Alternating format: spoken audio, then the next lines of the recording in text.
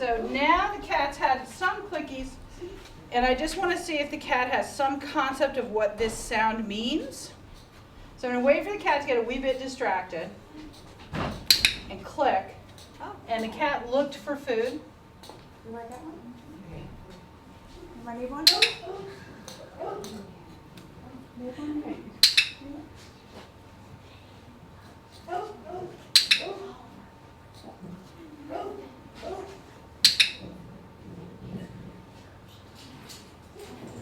Okay, now I'm going to let the little kitty do a little cleanup. So this is not a shy cat, right? We're all clear on that? May I ask a question? Of course.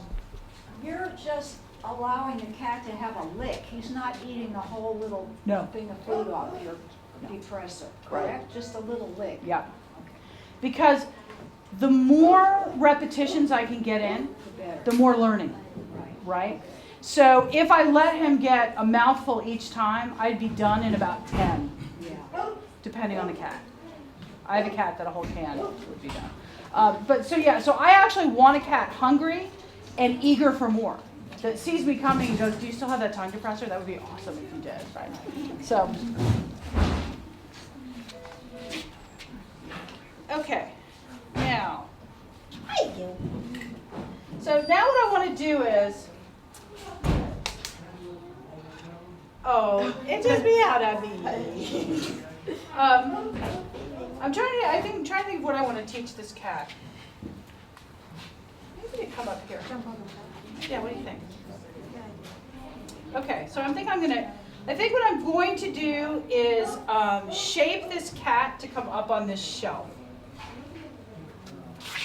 And I don't know if this is sort of a bad angle because that's right in front of you. Let's see. We can move that.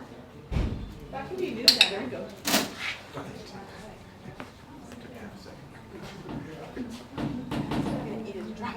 I'm actually thinking targeting is the way to go, rather than shelf jumping. I'm thinking targeting. I'm actually thinking my hand. Hi. Hi. What do you think?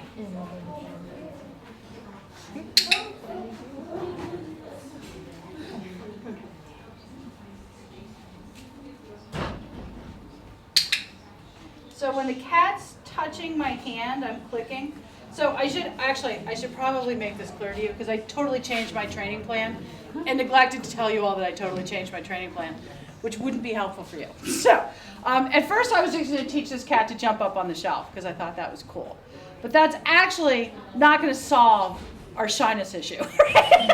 Because shy cats, most likely we're not going to get them leaping through hoops the first day we meet them, right? So what I'm going to train this cat to do is touch its nose to my hand, right? And so when it touches its nose to my hand, I'm clicking and treating. And so that way I can get the cat to move all around the cage just by being willing to touch my hand.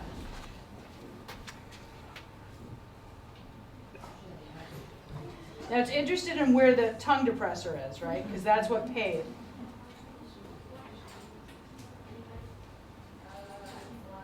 I'll even take a rub. I'll take a body rub. Thank you. Now, not surprising that this cat came down here.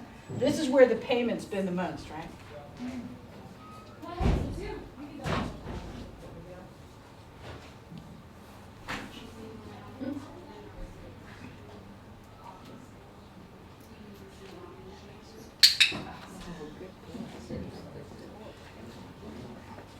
And patience is the key. Yes.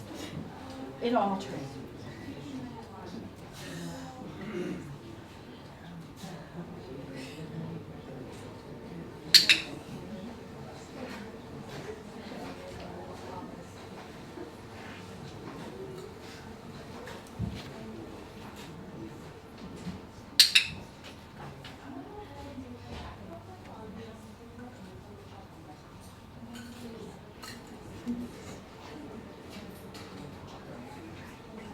Now what I'm doing now, the cat actually has to turn around to touch me.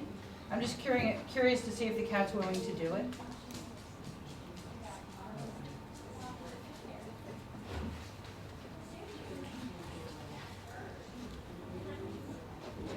Now, for the sake of overall cat health here, rather than having the cat touch your hand, you might want to use something like a stick, like a little dowel, or something that's distinct from the food stick. That way you can pitch it or clean it between cats, because chances are you're not going to want cats to be touching the same, all these different cats touching the hand. They can transmit diseases.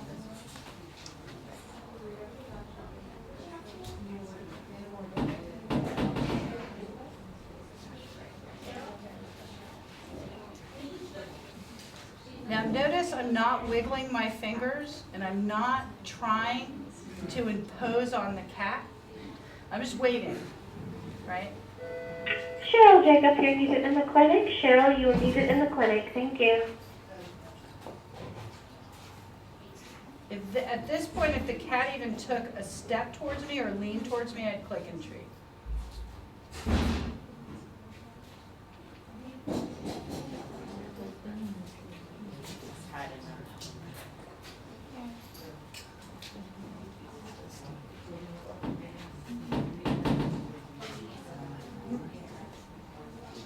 Devin, will the cats typically stop working when they're full? Yeah, but so will dogs, right?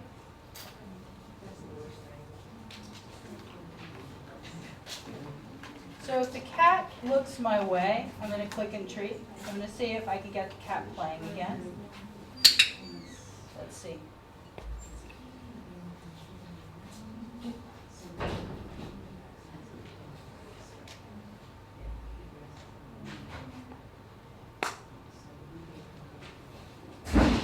Yummy.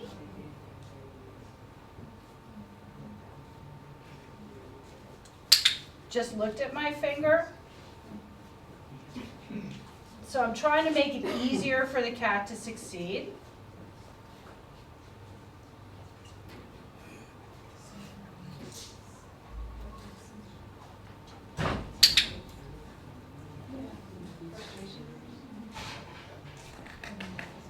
And actually, I clicked, but there's a small amount of food on the bottom, so when I clicked, the cat went for the food. It doesn't even need it off of here for that one. There you go. Thank you.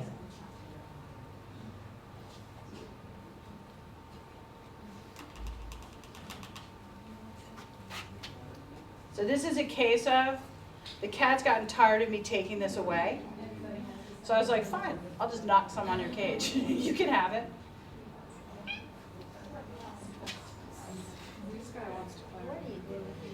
The cat's like, I didn't want to work today.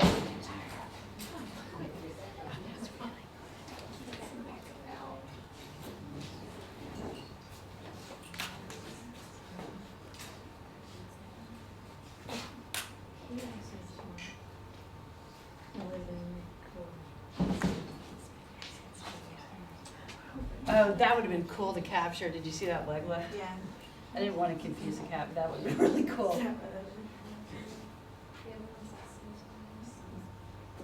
Hey Devin, why do you think his tail's going crazy now? Is he excited or frustrated?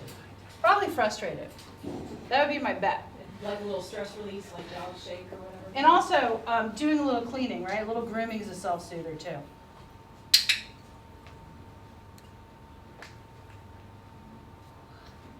When he's tired and he says we have another really smart lobby cat who can get out of his cage. Oh, I'm going to end on that when that cat just touched me right on my fingy. There you go, baby. So how do you decide when to end? Is it when something good? Short sessions and end on a success. So when I asked him to turn around to touch my hand, I increased the criteria too much for him. And so he turned around, but he was like, I don't know if I want to play with you anymore. And I said, okay, I'll lower the criteria, right? So he just looked at it, I clicked, I treated. Then he wasn't really interested, and I was like, oh, I'll make it easier for you to eat it if you want. That's okay. And then we started playing again, and that last time when I put my hand in, he's like, this is when I do this for a treat. So the light bulb went on, we got back working together. So perfect, and what I always like to do at the end of every training session is take a little bit more than I would normally treat and say, thank you for playing with me, that was awesome. And then move on. So short sessions are what we tend to do, and we do this in all of our training, whether we're helping a coworker or it's a four-legged creature or two-legged creature, is we train till everything falls apart, right? And then you're frustrated and the animal's frustrated, and then when you come in the next time to train, they're not so sure they want to train with you, right? I want to make sure that when I leave here, this cat sees me or someone with a clicker and goes, wait a minute, I had some fun with this. Let's play around. Let's play around. Okay, so I want to start up here with these guys because I want you to warm up on cats that are pretty resilient before we go meet worried cats, okay? This cat is so smart. I think he is so highly trainable. He learned how to open the doors to get out. Of course he did. He's a cat. I expect no less of the cats. All right, so here's what I want you to do. How many cats do we have up here? 5? Let's take this. We're going to give this guy a break. This little sweetie pea gets a break. So minus him. So let's break into small groups around each crate. I want to get some clicker charging first, and then see if we can get him to touch our hand for a click and a treat. Okay?